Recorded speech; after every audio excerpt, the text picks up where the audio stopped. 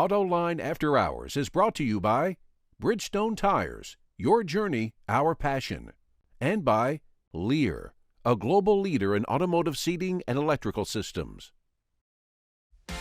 This is Autoline After Hours with John McElroy and Gary Vasilash, episode 367 for March 3rd of 2017. Cadillac sags, Lexus sinks, and diesels are about to die. Watch Autoline After Hours live at Autoline.tv every Thursday at 3 p.m. Eastern Time. That's 12 p.m. Pacific. You can subscribe to this podcast for free by searching for Autoline in iTunes, Stitcher, or YouTube. Mr. V, good to see you here. Good to be seen. And as I seem to talk about the weather every time the show begins, I was in Austin, Texas this week, which was like summer. And I came back, and it seems like winter has returned to Detroit. Well, if you had come back the middle of yesterday afternoon, it would have been a balmy 65 degrees, and it got real windy and started snowing till last night. So that's how crazy the weather is here. There you go. Yeah. Okay, we got to let everybody know who's joining us in the studio today. We have got Alisa Priddle from Motor Trend Magazine. Alisa, it's always great to have you here. It's excellent to be here. Excellent. I like that. I don't know if anyone's told us it's excellent, but someone's got to be the first. And we've got Stephanie Brinley from IHS Markit Automotive. Or did you drop the automotive? Drop the automotive. Just IHS Markit now. Yep. And thanks for having me again. It's great to join you guys again. Cool. Well, we got plenty to talk about. And Gary, why don't you get us started? All right. So sales, right? So you shook your head. Well, no, I mean, you shook your head like no. No, yesterday was March 1st, so yeah, that okay, means I thought you were like you were going to say, man, this is bad news. I mean, it wasn't that bad. The SAR was down 1.1%, which was pretty good. Volume was down. Yeah. And I mean, I just was looking at some interesting things. I mean, just some little categories, and I want you guys to respond to them. Okay, so Cadillac for the month. Okay, so February 2017 versus February 2016 was down 8.6%. Okay. Then I look at our friends at Lincoln, and for February 2017, February 2016, up 8.8%. So, you know, some of us were thinking not that long ago that perhaps Lincoln didn't have a future. So looking at this dynamic that's going on there, what do you think? Cadillac versus Lincoln. But you know why? You're looking at it the wrong way. You're looking at luxury maker versus luxury maker. You should be looking at cars versus trucks or crossovers, because the story with Lincoln is all It's all MKC, MKX, and Navigator. It's not by coincidence that there's reports that they're going to get rid of the MKZ. Okay, but and I realize there's a Cadillac. Cadillac's got a lot of trucks. They don't have the third SUV right now. MKC, they don't. Lincoln has the MKC. Cadillac doesn't have the third SUV right now. And if you look to it, Cadillac's incentives were down for the month as well. So that, and Lincoln's incentives were up slightly, and they've been high compared to the industry. So Lincoln's incentives is a little bit healthier right now and Cadillac was pulling back on incentives. That had some effect on it, and part of it is product mix. And Cadillac it just has more of a mix of cars and crossovers, whereas Lincoln is gotten very crossover heavy and are going to be even more crossover heavy because that's the direction that they're headed. Right. And to her point about incentives, the one thing that I have to say about Cadillac that I've admired about Johan is that he said right out of the gate that he was not going to buy share and that he was going to hold off incentives, and that's the only way he was going to get that brand to where he wanted it to be value-wise. And right after he said it, small cars immediately took a plummet. Right. And he just let it happen. And I have to say that his discipline in letting that happen, because I thought at some point the board or someone would step in and say, we're not going to put up with this. But they seem to be letting him have his way in bringing the brand to where it needs to be. Now, it could be that he's being heard, and we're hearing about a lot of future products that are not going to continue, they're not going to come either at all or in the time frame we thought. So maybe that's where they're taking the money out of it. But I do give him props for holding the line on incentives. I agree with that completely. I also think that that 2017 is going to be, in 2016 we were watching incentives and seeing where things were, but in 2017 we were looking at a slight contraction. So all of that discipline and sales and full year sales. Our forecast is for about 17.4 million, which is slightly below. It's still a really healthy market, but it means year-on-year sales are going to be more difficult to accomplish. And that means that the discipline that they were able to show in 15 and 16, it's going to be even harder this year across the board for the industry. And that's still there's still time to slip that up. I do think Cadillac has been very strong on that space, though, in keeping their incentives down and being willing to let it ride for a little bit. And this year also, from seeing some things, I think they're going to bump up some of the advertising, even though they're advertising traditional models and not necessarily new cars, which usually they throw their marketing money behind the brand new cars. They don't have a brand new one right now. So they're looking at more advertising this year, which could help, actually. Okay, but I'm sitting in the Rensen, and I'm looking at this and I'm saying, Cadillac is down 6.5% for the first 2 months of the year, right? Mm-hmm. And I'm thinking, these guys at Cadillac are up 15.2%. Lincoln. Sorry. So how do I feel about that? Well, I don't feel good if I'm at Cadillac, and especially as we've been talking about on this show, the Lincoln Continental right out of the box is outselling the Cadillac CT6. No problem whatsoever. I think sales were 50% higher in the last month for the Continental. And the guys at Cadillac must be knocking their brains out, because I would argue dynamically, technology, mixed material, blah, blah, blah, that the CT6 is a superior car. Mm-hmm. But it's very much a matter of taste. They couldn't be at further ends of the spectrum. Exactly. So if you want the high-tech, edgy, then you're going to go for Cadillac. Continental really appeals. It's the mac and cheese, It's a comfort food. It's comfy. It's sort of got an elegance. You feel like you're being pampered in it. But isn't that why you buy an electric car? No, let's talk about names. Continental's a great name. CT6 is not. Yeah, I mean, so CT6, right? there are a lot of people excited to see the Continental name come back. But do you think? Honestly, visually, if you look at a CT6 and you look at a Continental, it's not like looking at a CTS in a Continental. I think that the CT6 is more rounded and more Continental-like. It's not all that. Certainly, we just saw a picture of the front fascia with the Cadillac signature lights. I think they're doing a great job with those lights. But you get away from the front, look at the side view, look at the rear view, and it's just like, They do feel fundamentally different to drive. And I think, too, when you look at Cadillac and both the Lincoln and the Cadillac have tons of technology, and the Lincoln is much more comfortable and it's much more plush. If you look for a car that's really fun to drive dynamically and has the technology and it's cutting edge in that way, Cadillac has more competition in that space than Lincoln does. Lincoln has brought back a formula and done it really well that people have, that automakers no one else is doing. They're not doing right now. Lexus is even... G90. Well, Genesis is closer to that. No, I would agree with Genesis is closer to that, but that's not their target. Their target is to be a little bit more dynamic. Their target is not to be that comfortable. Lexus is the only one that had been targeting that comfort, and Lexus is trying to get away from that a little bit and get more passionate, a little bit more There's exciting. another good comparison. As long as we're comparing Cadillac and Lincoln, compare Lexus and Infiniti. Oh. Because also polar opposites in terms of what happened last month in the marketplace. Lexus headed really, and Infinity's got some fresher product right now, but still, Lexus's I want to say slip has Lexus been was tough. down like 20%. Lexus down 20.6%. And I want to say Infiniti was up 32.5%. Okay, That's but a huge difference. In fact, I want to say Infiniti outsold Cadillac. Infiniti 13,737. Easily outsold Cadillac. But again, it's kind of like Toyota. Cadillac, It's very 10,000. car heavy. Toyota was down about 10% again because they're very car heavy. Anyone who was car heavy Was impacted. is really seeing their numbers. I don't think even fall. Lexus's trucks did all that well.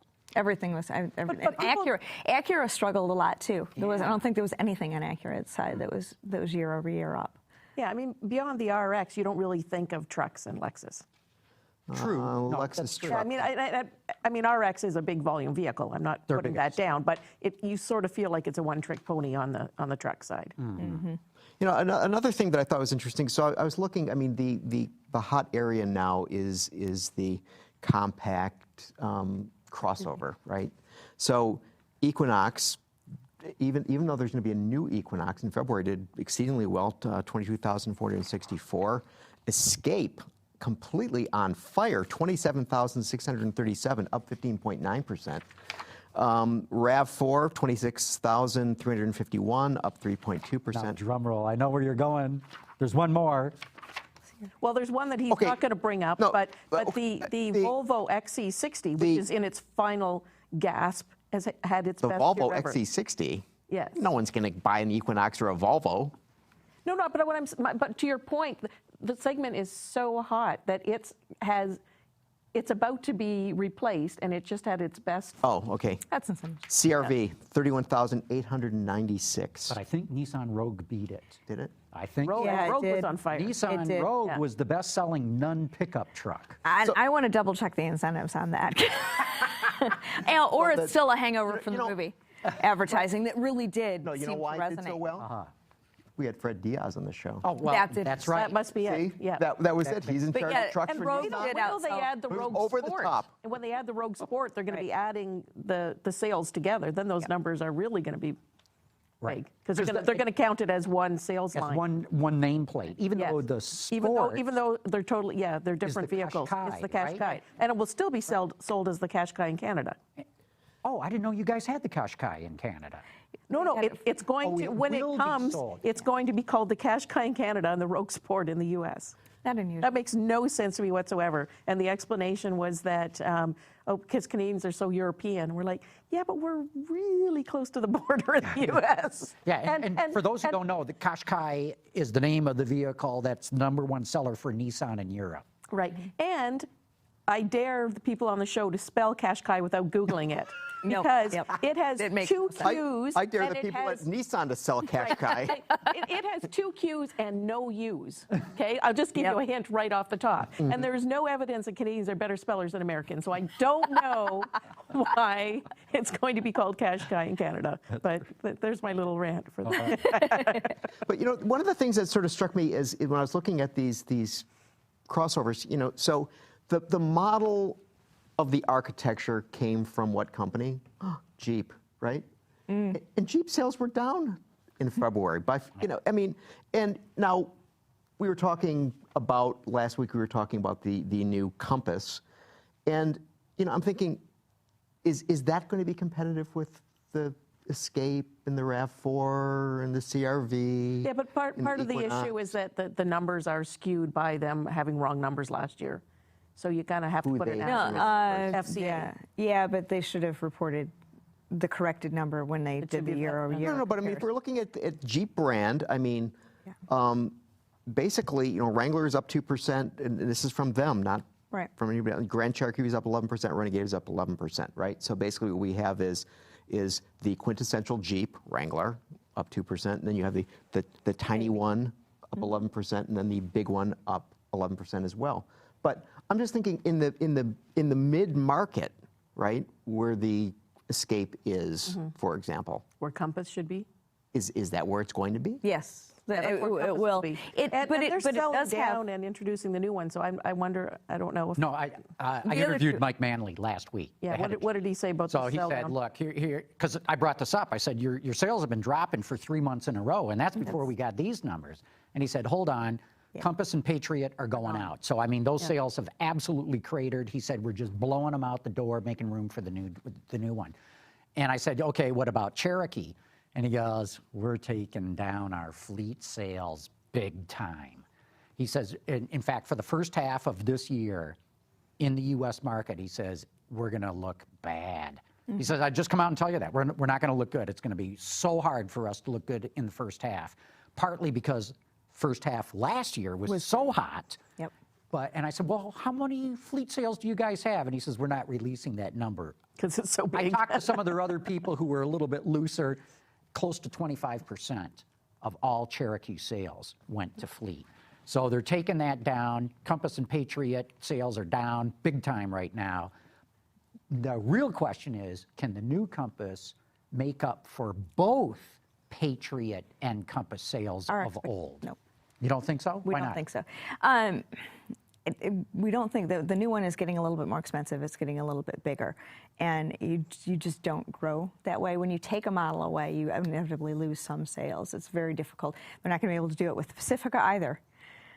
With the Pacifica and the Caravan, they're not going to be able, even though it's two different brands, but they're not going to be able to do that either. And our projections right now are not, they won't be able to do that. However, the new Compass is being built in 4 different plants across the world, and it's expanding into a lot more markets. So the overall global Compass sales Will look phenomenal. will look great. They will be above what Patriot and Compass sales were before. But for the U.S. market, we don't expect that the Compass model will be able to quite deliver exactly. It should be strong. We are looking at some healthy numbers, but we aren't looking at it meeting the combination. Oh, very So interesting. this sort of leads to a question. I mean, the importance of other markets. I mean, Stephanie, as you just said that, you have the Compass and 4 plants, none of which is in the U.S. No. And we were talking earlier about Cadillac, and I was looking that Cadillac announced this afternoon that in China they sold 27,000 units January and February. In the United States, they sold 21,000 units. So now Cadillac's even bigger in China. Bigger? Wow.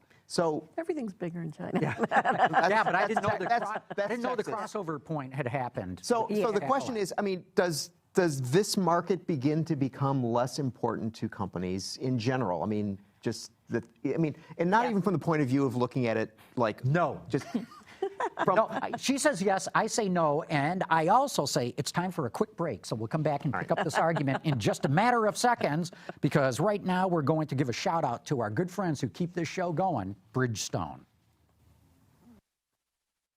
Okay, we're back. And what were we going to argue all right. about? So We're at the China. importance of China, China versus the United States. Yeah. Right. I do think that yes, it will change the way that automakers fundamentally view the U.S. However, U.S. is still number 2.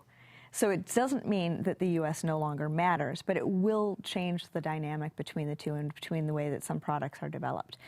The other half of that is that both markets are large enough that they need their own manufacturing plants. They need their own infrastructure to support each market. So there's still the ability to have a car that is tailored to the U.S. or tailored to China. So that I agree with you. Tailoring cars to market is critically important. Here's why I think China, from a business standpoint, is not as important. General Motors sold almost 4 million vehicles in China last year, 3.8 plus blah, blah, blah. It made a profit of $500 million. Okay, think about that. Almost 4 million vehicles, $500 million in profit. In the United States, General Motors sold 3 million vehicles and made $12 billion in profit. So let that roll around a bit. Right. Well, and again, China, the just mix, can't make the mix nearly is as much. different, right? Okay, so pickups are not being sold in China. Small vehicles are. Well, they're just starting with pickups. We'll see where that goes. But you're right. So that is a big part of it. Right. The other reason that the U.S. is important is the reason that people in China want Cadillacs is because they're popular in the U.S. If they were not popular here, I argue that they would not be doing as well over there, because they do want the best of the West. But having the profits from China and having the volume and the sharing the common parts and the cost savings and all of that, that is what lets something like Buick survive, because they're not going to sell enough here. I mean, that is, they really need each other. They really do. Oh, yeah, no, I'm not saying that you can't get away from it, but all I'm saying is that if I'm running a business, I'm going to put most of my investment where I can make the biggest profit. And right now, the U.S. by far is a much richer market than China is. Well, if you're playing in China, you're playing with a JV and you're sharing. Well, you got to give half your profits to your joint venture partner. It's a little. That's right. The function is different, but and it's China's only going to get bigger. It's only going to get bigger and wealthier. But and wealthier. I grant you that. But China's also choking on traffic. I'm not sure how much bigger it's going to get, because you just can't accommodate that many vehicles as There's development in 3, 4, and 5 tier cities. It's tier 1 That's and 2. happening too. That's, so what you're saying right now it's sprawl. is the third tier cities that don't have really terrible traffic in a few years will be choking on it. And that's where, this whole move to mobility services has got a lot of people wondering if we're reaching peak car. Not right now, but in another decade. In another decade, maybe. And the other element with I kind of lost that one though. With China and the vehicles as well too. You totally threw me off track with the mobility. All right. So where was I going? So does China change? Like, forget the sales. All right. Let's put those aside for a second. Does China change the way vehicles look or the way that vehicles are contented? Are they going to change vehicles for the U.S. market? Okay, so that it becomes dominant. Yeah, a little bit. If they like red, suddenly we're going to see a lot of red cars, right? Yeah. I think it's things like a big back seat in a full-size sedan. They're not gone are the days where you develop one for here and then you stretch it for there. You now develop it with China in mind from the outset. Right. So which is what we heard about the Continental, and we had the Continental in the studio a few weeks ago. But one model forever. I got to tell you, it irks me when car companies say, "Oh, we have to make more legroom in the rear because our Chinese customers want that." Oh, really? Your American customers don't? No, you made it small to cut weight. I mean, you had their knees up against the backs of the seats to meet your cafe target. So it kind of irks me when they said, "Well, we did it for the Chinese customer." I'm telling you, customers anywhere in the world like a lot of legroom. Sort of. I mean, if you look at where long wheelbase versions sort of started, long wheelbase versions in Europe don't do as well as they do in the States or in China. And I do remember looking at the ATS-L when I was at the China show. I'm looking at this and going, why? Why is that just not the ATS everywhere? Because it did address the criticisms that car gets for the backseat issue. I know where I was going with China. All right. The other thing happening with China is you do still have indigenous manufacturers. Over time, they're going to get stronger. So the other thing that the foreign manufacturers have to do is make sure that they're protected for being part of that business going forward, and in some respects, maybe getting when you can. Because if China shifts a little bit and their buyers start to take their own brands more than they take the foreign brands, then is Buick going to be as successful as it is in China forever? Maybe, maybe not.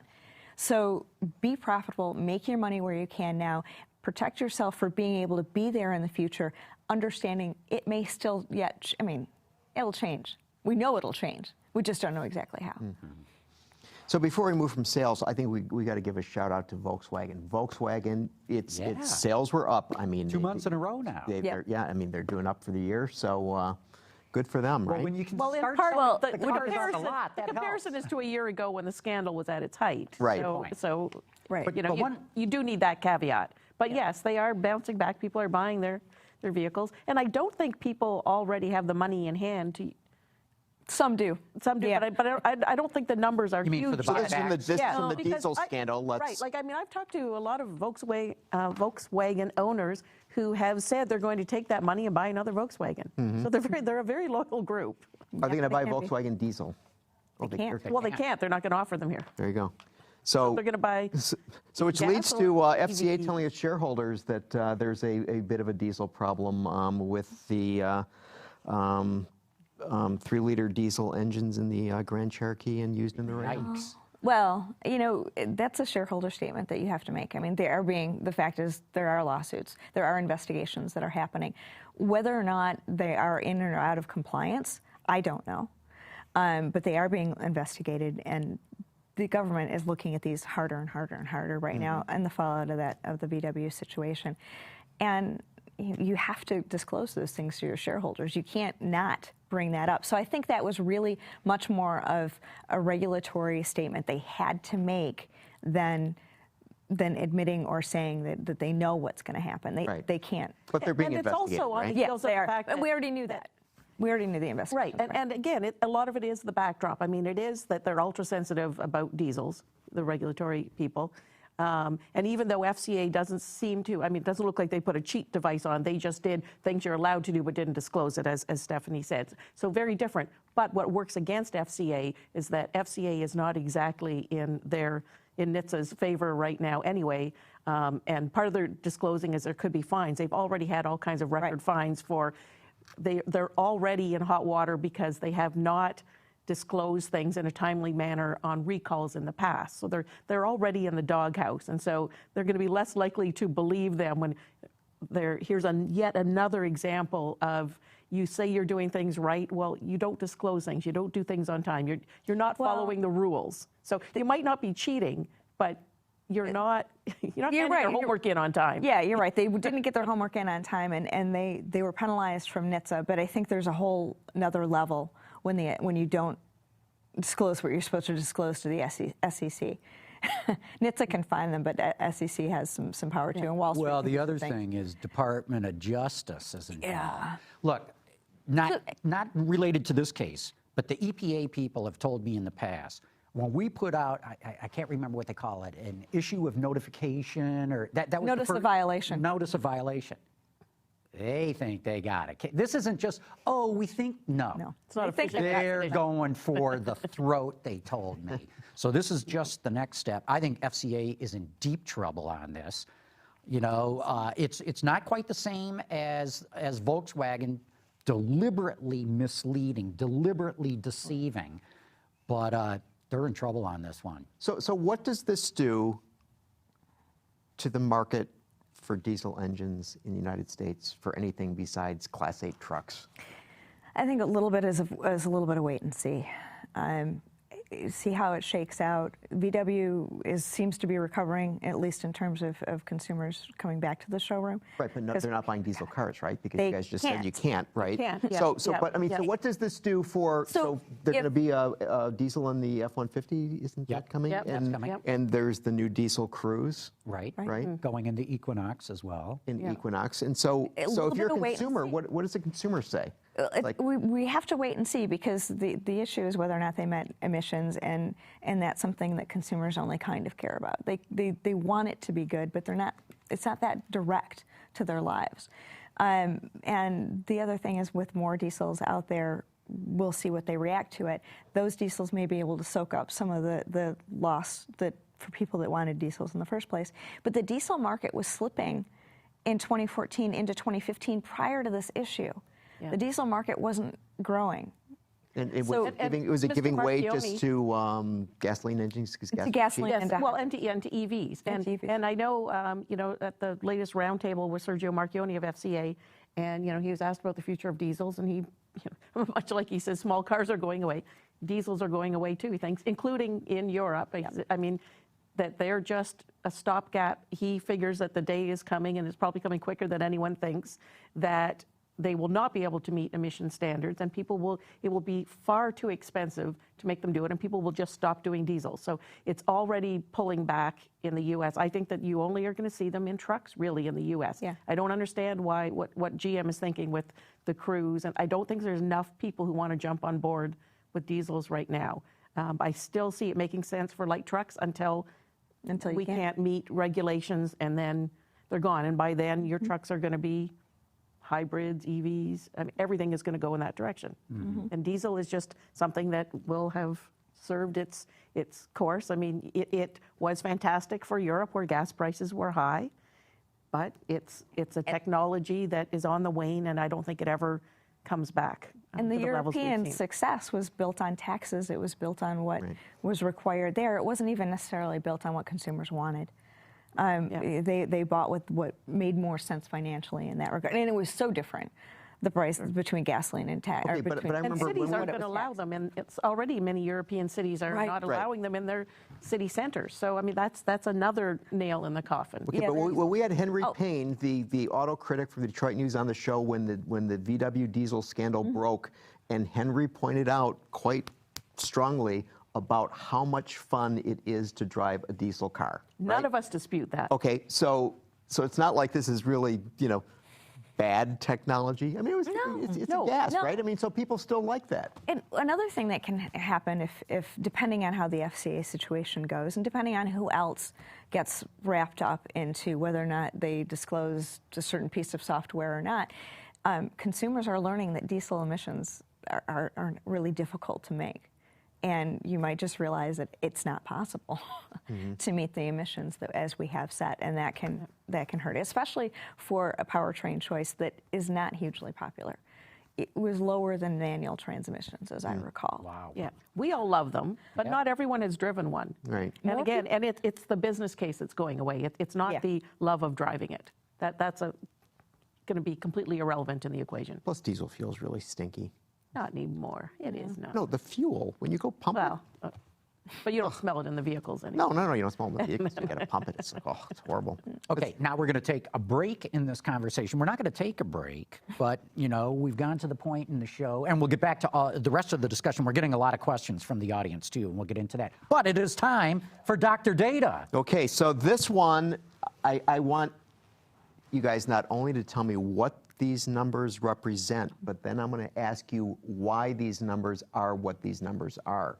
So Carmen, please bring it up. So this is it, okay? San Juan, Puerto Rico, down 16.9%. Austin, Texas, down 11.9%. Washington, D.C., 10.2%. Miami, Florida, down 9.5%. And San Jose, California, down 8.8%. What could be down these rather significant numbers? And I just picked the top 5, and there are a whole bunch of cities that are on this list. Vehicle registrations? That's not cars. That's too easy. Now, the source says City City Lab, this is a City publication. Lab. So it's got something to do with cities. Well, so these are all cities. This looks like the blurry background. I'm looking at it, and I can't tell. It looks like a gas station. No. No? Okay. Then I'm going to take a wild guess. Commuters? What? Bus riders, commuters, public transportation numbers? Ah. She got it. Yes. So in all of these cities, so there's Fewer people are riding the bus. that are using mass transit right across the board. Even New York City, they're like the MTA's like, what the hell's going on here? Do I get a prize? Oh. You do. You should get a do. prize. I do? Yeah, we'll give you one of the baseball hats that we got sitting in a pile that all the car companies have given us. Yeah. Or pen. You've never gotten one of those. No. I don't know. Maybe a But reporter. okay, so what's the deal? So here we have. There are more people who are. Ubering.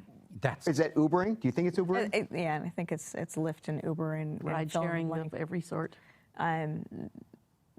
Ride sharing and car sharing, Well, I two think, things. is having a little less traction than Uber and Lyft, which is, if you strip away the fact that it's a fancy app, it's just a cheaper taxi. But I think those are the two things that are impacting it more than. But I wonder. Okay, so I mean, the thing that I wonder about is municipalities seem to want to be able to have, improved mass transit. I mean, so in Detroit, we've just opened the Q line that goes down Woodward, right? You drive all the time, so you probably. I haven't hopped on it yet. But I mean, so is it going to be the situation where municipalities are going to have to say, well, maybe we got to rethink our entire mass transit approach because of things like Lyft and Uber? And I don't think we're there yet. I think where we are there is in Detroit, for example, because we're just starting to try and put in a mass transit line that was only medium thought out to begin with. That's might make it more generous. difficult to do that here. But if you've got more established places, I mean, the San Juan number being down 16% is pretty huge. And part of what's driving that is not just the mass transit is more expensive or less popular, but you're putting up another alternative that's cooler and hipper right now.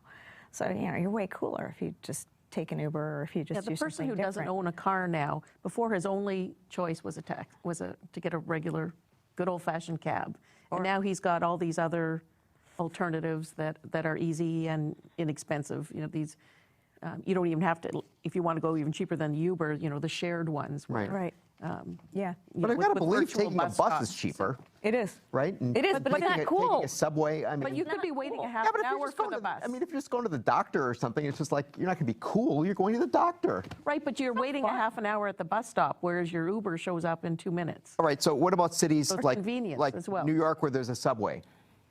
They are going to have to. People still take those. You're going to have But to evaluate. it's decreasing as well. But what it does is it means they have to figure out how to entice buyers. So instead of just sort of being there and playing it out and saying, all right, we're here, you'll use us because we're here, you've got to figure out how to entice it and how to make people more interested in doing that. And you have to accept that that you may see some shifts and changes anyway. One other thing, too, to think about is during recessions, public transit gets used more. Good point. Full employment, people go, I'm not riding the bus, I'm getting the car, I'll pay for Uber, I'll get a taxi or whatever. So I think that's probably playing into this as well. And the other is public mass transportation doesn't necessarily ever really make money. It's not a that sort of thing. So you have to expect that you're going to have some booms and losses, and it's not fundamentally about being profitable. It's about serving the people. So the question is, how much money can you lose, and for how long before it's a real problem? And congestion means that it's going to become more important. Yeah. I mean, I think to John's point, we are in kind of nice heady times now. People can afford to do these things. It's terrible. But Just terrible. It's a mess. It's awful. It's a mess. That's right. It all depends on who you Yeah. ask. That's fake news, Gary. Okay, Yeah. just- But And I have not do talked to the think that- Russians. I just want to make that clear. No, congestion does change the equation in the cities that. And we are expecting more congestion and adding more. Yeah, because all these people are no longer riding mass transit. We're gonna- Well, I think watch what happens there, because, look, there's no question that city managers are having this very conversation. Why should we put hundreds of millions of dollars into a new bus fleet that we're going to have for 20 years? Much less, what would they spend on that new subway station in New York? A couple of $1 billion. Oh, yeah. So should we really be making these investments if in the next decade all this ride-sharing, car-sharing, mobility services, autonomy is going to throw everything up in the air? Exactly. Hey, as I said before, we've got a number of questions, some of which we've already been talking about, but Jonathan Wills tweeted in to say, can you explain Nissan Rogue sales? You were touching on it a bit there, Steph. I think I didn't look at the incentive numbers, but if I would guess, it's partly incentive. And they did do a really brilliant marketing job with the whole Star Wars thing, and it touched a nerve, and I think that's part of it as well. And it could be a little bit more fleet. Honda's CR-V did quite well still, but Honda doesn't fleet, and Honda's, even with CR-V being brand new, but their incentives are low on it. Yeah. And Rogue is just a touch older, and Nissan has tried to get ahead of Honda a couple of times, and they did in February. They haven't been able to maintain that lead as a whole, and when they have, it's generally been about incentives and fleet. Okay, Jeff Taylor wrote in to say, I'd love to know the panel's opinion on the drop in Lexus sales. For my wife and I, the combination of the rolling abomination styling and drastic increase in maintenance costs means my wife's current Lexus will probably be our last one. So how does he really feel about Lexus? Yes. Yeah. And I'm guessing he's talking about the spindle grille. I mean, I'm sure that is just such a polarizing. dividing. It's so polarizing. It is. I'm personally not a fan of it, but the people who like it say it stands out on the road, and yes, it does stand out on the road. And I guess I will exceed that point, but There we go. There's the I don't. little grill up there. I don't quite get it. All right, so isn't this a case that Toyota and Lexus have long had the problem of being described as appliances, soulless appliances, no style, blah, blah, blah, right? Yep. And so these guys have basically said, you know what? We're going to punch it up. You want Take it to 11. We're going to turn it up to 11, and they've basically done that, right? Yeah. Now, I mean, if they didn't do that, we'd be bitching about they just look too bland. And now that they've amped it up, it's just like, oh, it's too they're crazy. still learning what that design language is going to be and how to express it and how to communicate it. I keep thinking that, maybe Toyota or Lexus, I mean, they've got chief styling heads, but maybe they would benefit from having somebody come in from a design perspective and help guide them to the directions they want to see. They know what they want to express, and they're learning how to do that. And maybe if they had somebody who kind of came in and told them what their design language should be, but helped them figure out how to really express it a little bit more strongly or a little bit more efficiently, a little bit better. I don't know, somehow better. A few lines. I mean, but there's times when I feel like it's like an Etch-a-Sketch that went crazy when you just see all these lines leading into I don't know where. It's a little messy and it's a little fussy, and I think they're still developing what they're really going to be. But the other thing with Lexus in particular is they had so much success being comfortable, being reliable, being dependable, making you feel a little bit luxurious, or at least you had the stuff that you wanted. And they've shifted a little bit, or they're trying to shift what their personality is. And that always risks changing your customer base. We were talking about Lincoln Continental doing so well. It out-Lexus the Lexus LS, the first one for sure. I mean, that's where that space is. And there's clearly buyers who still want that. So you're going to make them buyers. Is Lexus doing what Cadillac is doing, which is basically addressing the European performance thing and leaving, as you said, that Lexus used to be known as being comfortable? I don't think they want to go as far with it as Cadillac and as far as the Europeans, but they're definitely trying to inject that in there. And I kind of wondered why. I mean, you always want to evolve yourself and you want to grow as a brand and you want to develop, but to develop a whole other direction that isn't selling as well as your current formula. They've got a mandate from the top. I mean, from Japan at the top, they've got a mandate to make these more fun to drive, more dynamic, and to look and act the part. So they're following through on orders. Too much into one month's numbers. But it was a bad month. It was a bad month. There's no question. I agree. But I wouldn't throw out the strategy just yet. No, I would advocate it needs some evolution and to be a little bit careful with that. I think we just might get used to it. But in terms of his question regarding the increase in repair costs, I mean, I haven't heard that. I haven't heard that, so I can't. I can't either. It might be his vehicle. He's got a bit of a lemon. I don't know. Yeah. Hey, we got a couple of phone calls here. Carmen, let's bring in one. Hi, John, Gary, and invited guests. This is Dale Leonard, Cleveland, Ohio. I just would like the panel's comments on the sad sales figures for Volvo. I just attended the Cleveland Auto Show, and I thought those were outstanding automobiles. Their design just knocks it out of the park. Thank you. Wonderful show. Have a good day. Thank you. Thanks, Dale. Yeah. I'm so glad you brought this up. So, Steph, why don't you start? We've been talking about that earlier. The XC90 is stunning, and so is the S90. I think the S90, it's a little bit early to decide if it's going to be successful or not, but it's in an executive luxury segment that it's a tough segment. And we've got Continental, we've got CT6, and it's just a really tough segment right now. It's not one that's growing, so it's going to be hard for them to get a foothold in that space, even as beautiful as it is. The XC90 is a little more concerning.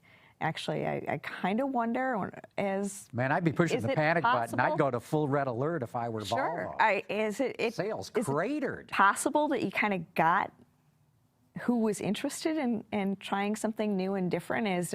Did you get like the big crush of people who was, and is there, how do you build up is happening? The future? Yeah, you did have all the early adopters. I think that there are a lot of people out there because it is beautiful.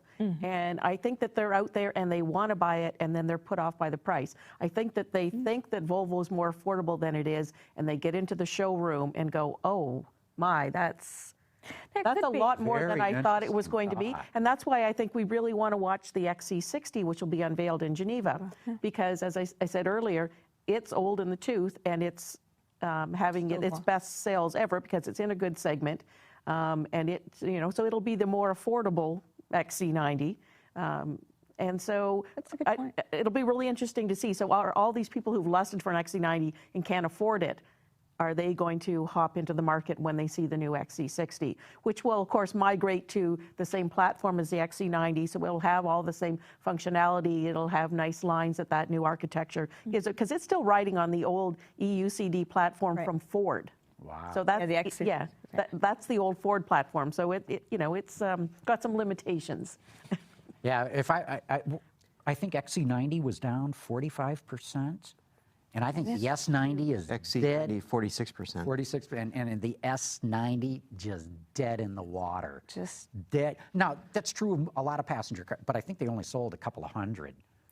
Yeah, but you know it exists. It's a small, exactly. Okay, but the weird thing here is that total Volvo car is up 48.5%, but total Volvo light truck is down 28.6%. So it's the Volvo truck is not doing well. Well, that's the XC90. But for these monthly sales, we're looking at little snapshot. We could park them in here. Right. We could still have room. That's right. We have to use the rest of the studio. I just want to make that clear, not just this half of the studio. Yeah. Okay, we got another phone call. Let's bring that one in. Hi, guys. Great show. Really enjoy it. My question today is about the Compass and why on earth they aren't offering the Trailhawk with a manual, or option at least. I've always felt that the Grand Cherokee, Trailhawk, and every Jeep should offer a four-wheel drive, low tech, low option manual version, and have always scratched my head at why they don't. Really look forward to your answer. I can only assume that it's got something to do with the bottom line, but it seems like for brand image and that's equally important to the bottom line. They should offer that option of a low budget, four-wheel drive version that the hardcore enthusiasts can appreciate. Anyway, thanks again, guys. Look forward to the answer. Yeah, good question, good comment. It's a front drive car platform. I think trying to do a Wrangler-esque four-wheel drive on that platform might be difficult. It does. You guys obviously. Yeah, it's got the capability of doing it, but it does. But when it's got the off-road capability through the electronics, right? Not through the core platform. Yeah. And I do think the take rate on the manual, while I prefer manuals generally, I think the take rate's not that high. So you just don't. It ends up not being worth it. It's a great question. I believe the answer is you can only get the manual with the front-wheel drive right. version. I think in any of the automatics, you get a choice of a 6-speed or a 9-speed automatic. But that's only in the U.S. market. So I'll bet you in other markets you can get. It's one of these 17 combinations. Right. That's a great point that Gary makes there. But not necessarily with the Trailhawk level of off-road capability. Very possibly. But yeah, I'm sure it is bottom line. I'm sure it's to what Stephanie's saying, not a very good take rate, not in the U.S. market, but I think they just wanted a loss leader. I think the base price is around $22,000. Yeah. And I'm sure that's with the manual transmission. Mm-hmm. So the question becomes, does the Wrangler, when it comes out the next time, does it have this low-tech solution that it may. He alludes to? I'm not sure that it will. I mean, all the things that we're hearing, and we might be surprised at this next Wrangler. It might not be sort of a nod to all of the past Wranglers. I think it might. I'm hearing the opposite. Yeah. I talked to the head designer, and he says it's going to look just like the one. No, not now. look, but I'm just saying. Do you think it'll still have? So in other words, there'll be electronics. It might evolve. The electronics might rather evolve. than having manual. I think they will, but I think you'll still have a more basic system. I think the Grand Cherokee has 4 systems on it, and I think that you'll still see a much wider variety and range for off-wheel for well, especially being a global vehicle, you're going to have levels are all electronically based, though, so that they work through the transfer cases. Versus what he was talking about is just basically hardcore manual transmission that you crawl over the rocks with. Yeah, and I don't know the if Wrangler that'll would be in the place to do that if they can do it. So she says no, you say yes. Well, I don't know. I'm just saying that You think no. Come on. No, I'll bet you the Wrangler. Look, the Wrangler is the quintessential Jeep. It is the off-road vehicle. I'll bet it comes with a manual, even with all-wheel drive. One of the things that company has been really, really strong at is keeping the Jeep image alive and to be able to deliver on what it sees as the core values and the core dynamics of that. And a really robust and to some degree low-tech 4x4 system for the Wrangler, I think, is going to be maybe part of that. You'll still have the electronics moving it along, and you'll have the higher-end versions that have more electronics. But I would not be surprised to see a pretty basic, low kind of entry-level kind of just get in the dirt system still being offered. So well, they can't lose any capability. I mean, they can't lose even an inch of ground. So you think maybe the Bronco has caused these guys are going to have to elevate their game a little bit here with the Wrangler? I don't think so. No. Bronco's going to be chasing Wrangler, not the other way around. Yeah. I think they just swatted away like a fly. I'm cutting you all off because we got to take another quick break. There are some people here that keep this show going with their sponsorship, and we're going to give a shout out to our friends at Lear. Lear Connexus offers a parental controls application with geofencing that sends notifications regarding driving behavior and location, including curfew alerts, acceleration alerts, and speed alerts. All delivered to a smartphone application that includes vehicle location, driver notifications, and a report card of driving history, including notifications when predefined geographic boundaries are crossed. For more information, visit Lear.com. Okay, we're back. Gary, I know you had some more topics, but I just wanted to give a couple of comments from the people out in the audience there. Our work says the reason mass transit is going down is terrorism news. Also in D.C., it's because of accidents and safe tracks. So I don't know if that's really the case. I think it's got more to do, but Detroit. It's not the case. Well, right. mass transit isn't the case in Detroit. That's right. But anyway, so what else, Gary, did you want to get into? Well, there was the always controversial Consumer Reports came out with their ratings of cars, naming their best cars. And so let's quickly go through these, and I want your response, okay, all of you to respond to these, if you've driven them or not, okay? Best subcompact, Toyota IA, which used to be a Scion. Mm-hmm. Any impressions? Nope. All right. They can't give that thing away, right? What are the sales on that? They actually weren't bad. Really? Yeah, I was surprised to see that. All right, next one, compact, Chevy Cruze. I like the Cruze. Yeah. I like the Cruze a lot, Yeah. and it's nice to see that one pick up a bit. Okay. It fell in the rankings against its competitors, but it still had a good month compared to its prior month. So, I'd like to see that. Compact hybrid Prius, your bête noire, the car that you don't understand. I don't like the car. Fantastic fuel economy, brilliant from that standpoint. I thought you liked the new suspension. No. The new one. Well, it's sort of better. I don't like It's the not look of the saying new one. much. Ugh, yeah. Yeah, There's the Etch-a-Sketch gone crazy there. Yeah, it's not even a Lexus. Sports car, MX-5. Oh, how do you not like that? So how do you not like the Miata? Is that what you're saying? Still want a retractable hardtop. I'm just gonna. Yeah, I love Well, you can get one. the MX-5. No, you can't. The RF is a Targa. That's not a retractable right. hardtop. Mid-size sedan, Kia Optima. Optima's a nice car, actually. Yeah. I call I'm it all right with that. the perfect sedan 10 years too late. Yeah. Because nobody's buying sedans. Because nobody's Right. buying sedans. Right. Right. Okay, Okay. it's nothing wrong. It's not Nothing like wrong with old that. tech. No, I said it's the just perfect No, car. no. Right, Came out okay. 10 years ago.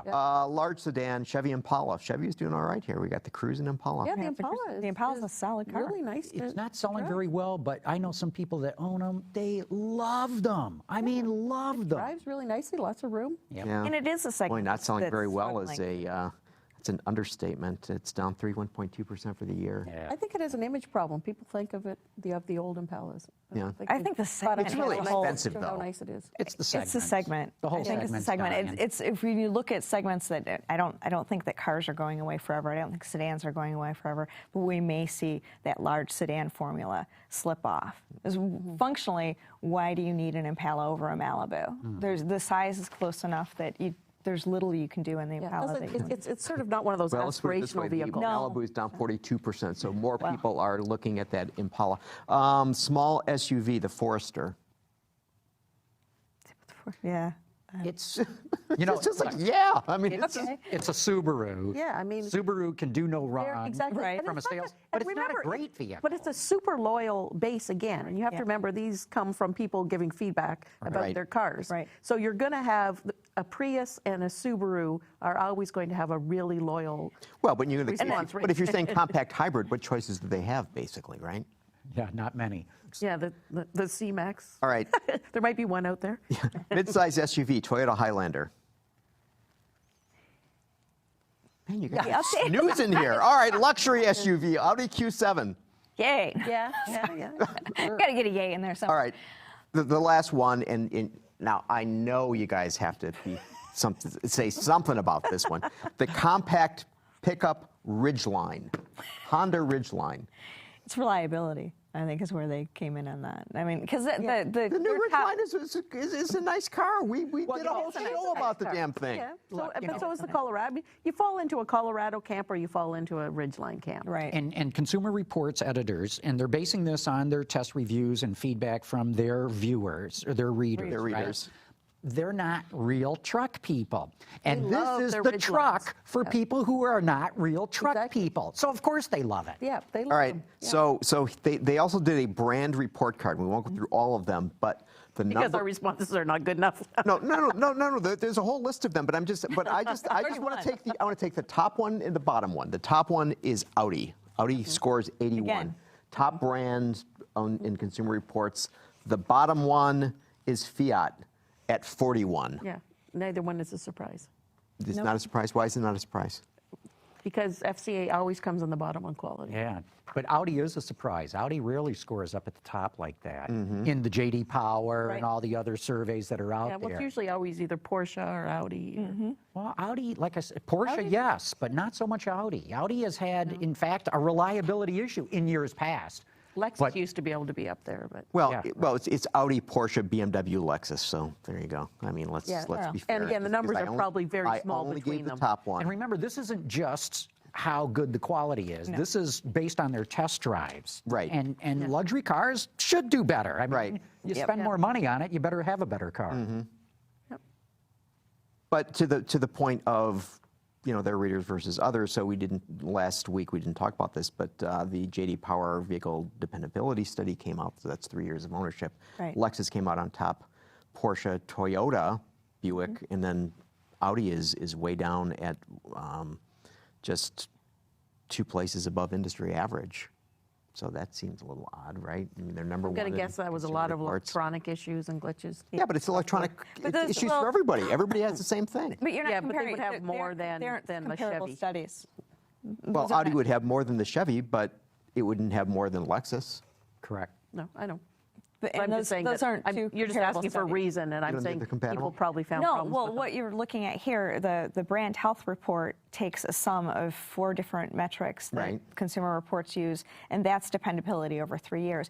It would be more accurate to compare that against Consumer Reports' their quality surveys. Yeah. That they don't call they have a reliability. The Consumer Reports reliability brand report would be more accurate to compare against the J.D. Power quality report. Yeah. All right, on a lighter subject, we got another question. No, go right ahead, Gary. No, this is a thing that I found. This is just so there's a software company in Ottawa, Canada. So I'm trying to reach out across the border there. And so it is a Canada-based engineering, design, and technology company focused on the emerging connected car market. And they did a survey of 3,116 consumers, and it is. Now they have the question, would you ever ride in a self-driving car? Okay, so these numbers are sort of interesting. Yes, 38.2%. No, 24.8%. I don't know, 37.1%. So I don't know and yes almost tie. Yeah. So seems somewhat legitimate, don't you think? Very trusting Canadians. Well, I don't know that. No, the people. No, it was a Canadian company. I'm sure that these three went. But this is the thing that I found to be the most bizarre thing I've seen on a survey in a long time. Which of the below activities are you regularly tempted to do while driving? 43. Yeah, you laugh. Yeah. That is on there, Stephanie. Get your mind out of the gutter. We'll get there. We'll get there. Yeah. Do. No, so I like this. Eat/prepare food, 43%. That was number one on the list. So they're chopping onions on the way to work. I mean, it's like, okay, good. I mean, You got to pour the milk in this. I mean, there is make phone calls 40, two times of a percent away. But so your insidious laugh there. So which of the below activities are you regularly tempted to do while driving? Have sex, 4.7%. No, not while driving. I mean, and this is above. 4.7? This is 4.7, which is above pass on the shoulder or drive illegally, play mobile games. I like this one. Change clothes. Live stream my driving. Have you heard of this? Yeah. heard Isn't that? that Russia? Anyway, Just GoPro it. it's a step away from that was a rather funny little That is a funny study little that was tidbit. done. But Interesting. prepare food. Okay, we've got some more questions here from viewers. If I can say this right, Kaizen Tengu, and I butchered it, but you know who you are, wants to know, do you think a major truck company will reintroduce a pickup with four-wheel steering? Oh, wouldn't that be nice? That'd be terrific. I think that would be terrific. I think they're a little afraid. GM certainly got Well, GM tried it. They tried it, yeah. But Was it just GMC? No, it was Chevy and GMC, but it was just Yeah. it was Way way overpriced, and the truck owners in that space already felt they knew how to drive their trucks, so they weren't really interested in spending $4,000 on something that made them a better truck driver, because they've been driving trucks for 30 years. They know how to do this. Now, I don't drive a truck every day. I thought it was pretty awesome. I It thought made it easier was for really me. awesome. And last summer, I drove a development mule that ZF has, that they had on a Ford F-150, or maybe it was a 250, I can't remember. But they've done it in a way that they think they're taking a lot of cost out. So if somebody comes along with Get the that, cost, yeah. If you can get the cost into a good space, then sure. Because I don't think that it was an issue of owners of potential buyers not liking the system. Yeah, or a problem with the technology. No, it was just the cost was too high to get somebody to check the box for something they felt they knew how to do. Yeah. And maybe they didn't understand what the benefit of it was. That could be, and the difference between then and now too is we have generally a lot more adaptive drive systems. We have a ton more electronics in the car, and so we're a little bit more familiar and accustomed to letting the car help us do things than we were 15 years ago when that came out. Yeah, I think we're about losing our 15 years. feel for more like driving. 20. You know? Not you. yeah. Well, 18 maybe. Michael Ma from San Francisco writes in to say he heard us talking about Cadillac. He says the reason they're down is that no one wants the ATS and CTS. It's taken them too long to get a CUV into production. And he says the public doesn't seem to like the dare greatly marketing approach. Well, I mean, Cadillac, first off, Johan would be the first to agree with him that they couldn't get the CUVs into the product line fast enough. So, you know, they're aware of it. They are very aware of that problem. It's a bit of a hangover from the recession, really, and this is the brand that's kind of feeling it, the last lingering effects, I think, because GM had to decide what they were going to do with their money at that point, and at that point, they just couldn't give it to Cadillac. Yeah. And as for the campaign, I think that campaign. I mean, I'm not a huge fan of it either, but I don't know. I haven't really seen any studies saying whether it's really giving them a bump or not a bump. Yeah, I haven't seen either. I think more important for whether it's Dare Greatly or some other form, Cadillac needs some consistent advertising. And even if not everybody likes Dare Greatly, some people like it, some people don't, stick with it for a while longer and have a consistent message. It's not a bad message to have. No. And it's much more important to be consistent. The first 4 or 5 months. Don't confuse the consumer any further. Don't confuse the I mean, consumer any but to further. his point, though, I mean, saying that nobody really wants to buy the ATS or the CTS. I mean, that's a real problem. I mean, because last year they sold 21,000. The year before, and this is ATS 21,000 versus 26,000 the year before. CTS 15,000 versus 19,000 in both. Change on both ends cars. on there. I mean, in February, only 37% of all sales but this is the were last cars. year for the year. Oh, but this trend has been going on for a couple of years now. I mean, even last year at this time, it was only something like 42% of all vehicle sales were cars. So they are part of the. It's not unique to Cadillac. I think but I do think, those significantly. vehicles have not taken off, and it doesn't help that they're in a segment that is on decline. So you put those two things together. And they refuse to give incentives. So that's the other thing, too. They're holding the line on price. They've reduced the incentives. They're not.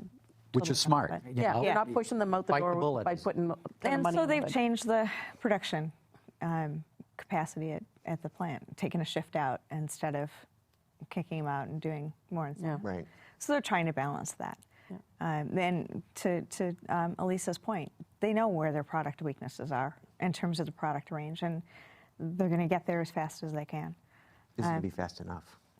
Why wouldn't it? I mean, so you're going to have a difficult couple of years. It's a 100-year-old brand, 110-year-old brand.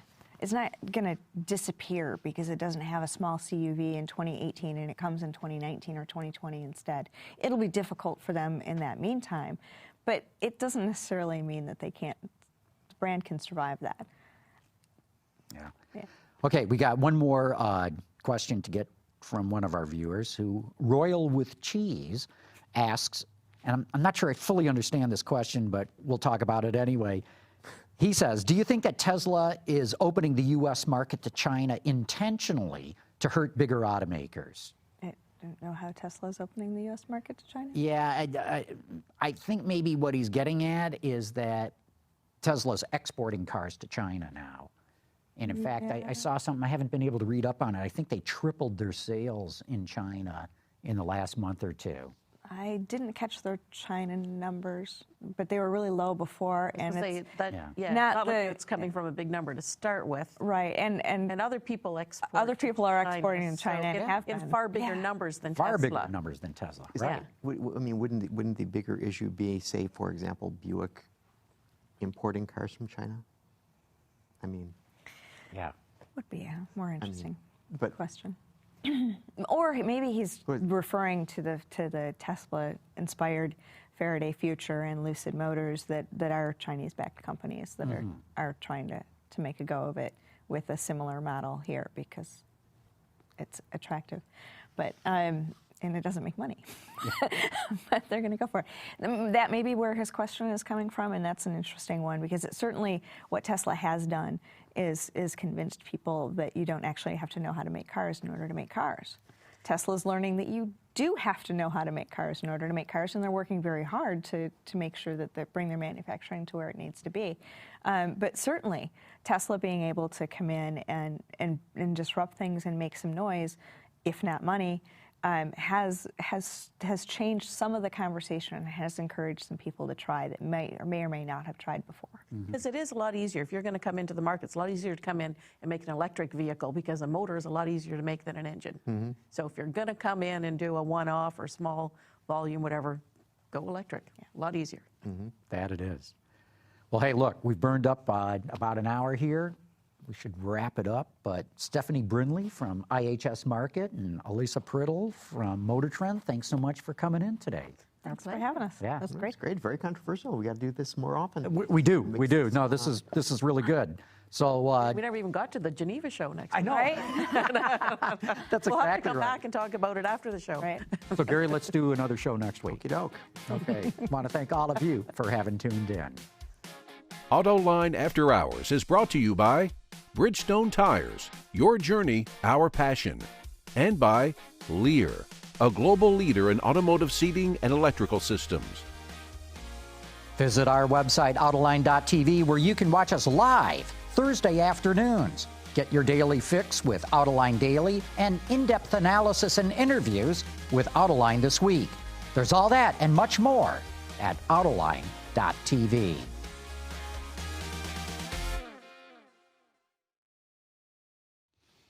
It was fun.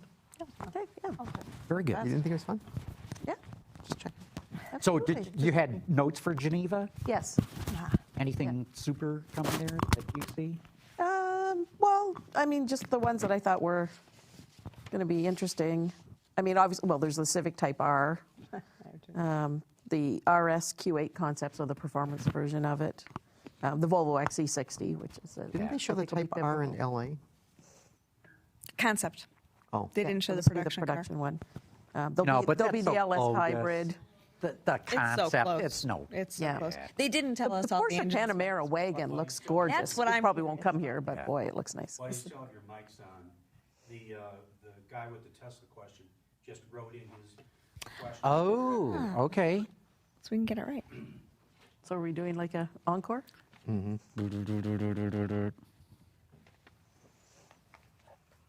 can either answer it or tell him there is no answer. I still don't get it. Do you think that Tesla is opening the U.S. market? Is this the, hold on, let me refresh. Maybe no, I meant the selling direct to the public, getting around the franchise laws. What's that have to do with China? That's how they do it here. No, I think maybe we talked about last week Link. and Company. Yeah. So, which is owned by Now we Geely, get it which right. which is basically saying, okay, we don't want to sell cars through dealerships as well, but we want to have a subscription model, which I think is different than the direct sales model that Tesla has. And so what they're basically saying is that you come to us and you get it like a cell phone. So you have this vehicle for a couple of years the same way, and then you come in and you trade it or you upgrade it, or Or like Cadillac's doing a new leasing program. Right, except But- so what Lincoln Company is basically saying is that our vehicles won't have a price per se.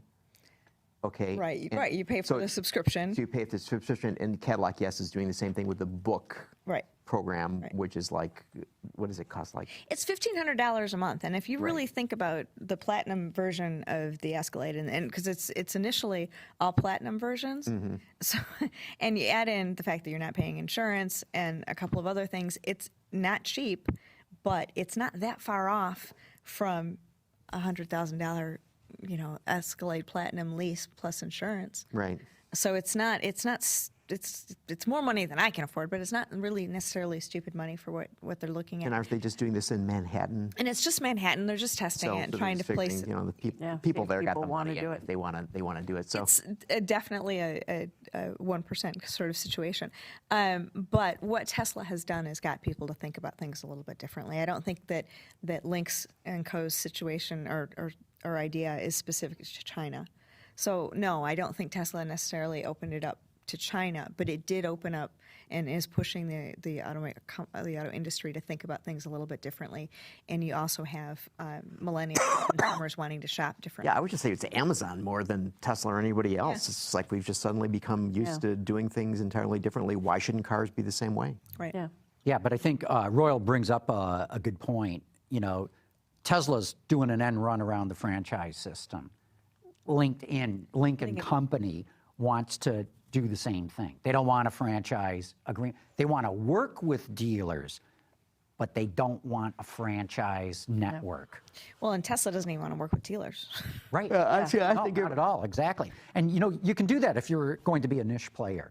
I think it'd be, I don't know With the how. Model 3, I don't know how you do it. I mean, I you've got don't a know how you do it service. either. Right. That's going to be not just service. Well, they have service though.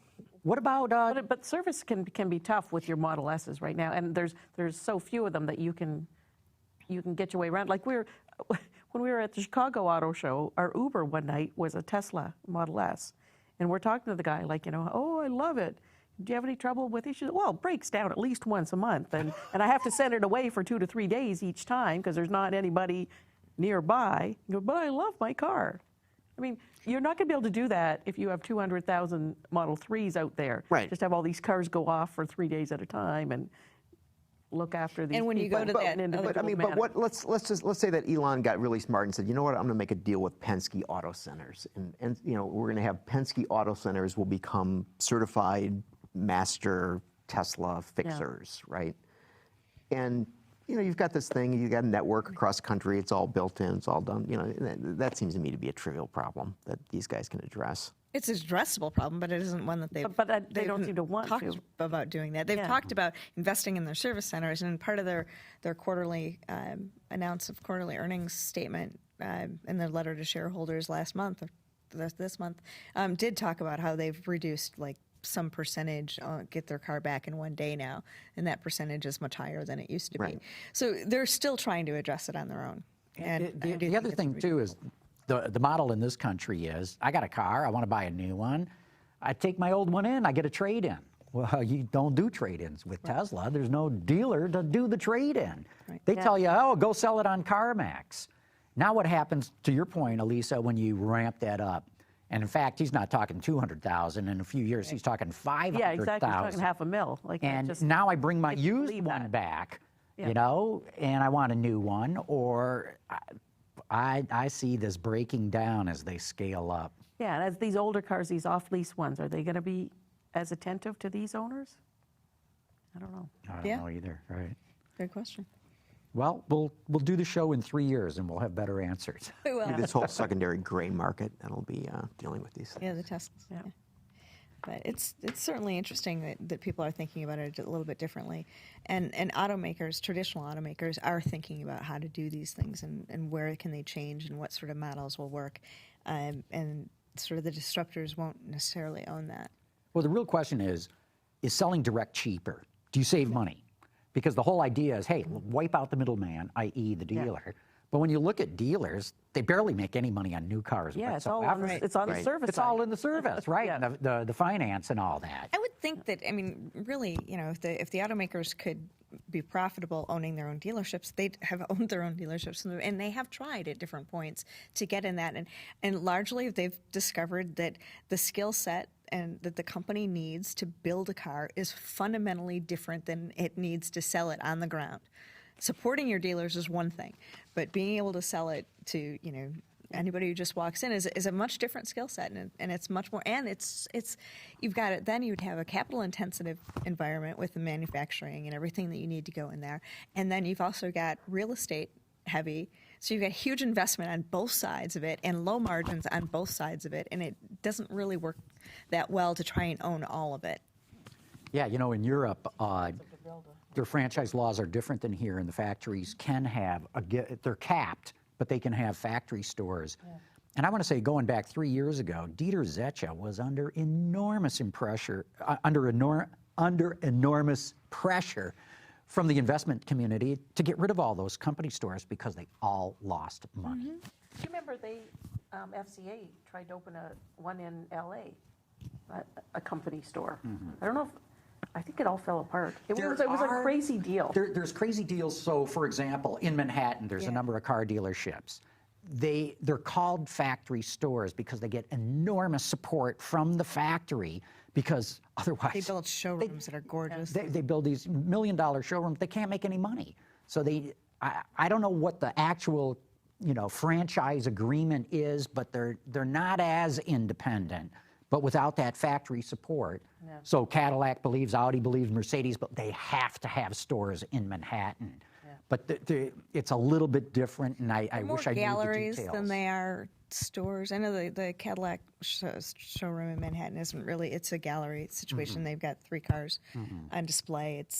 You can find out more about the car, but I don't think you can actually purchase directly from that location. Mm-hmm. Which then leads you to the Ford, like the little, the pop-up, in malls, how you're going to have little Ford things. I forget what part of that, what is it called? Ford Pass. Oh, yeah. And it's going to have those, you'll go into a mall and there'll be like a Ford store, and you can learn about cars and life. Learn how to work sync. Right. Yeah. Well, good.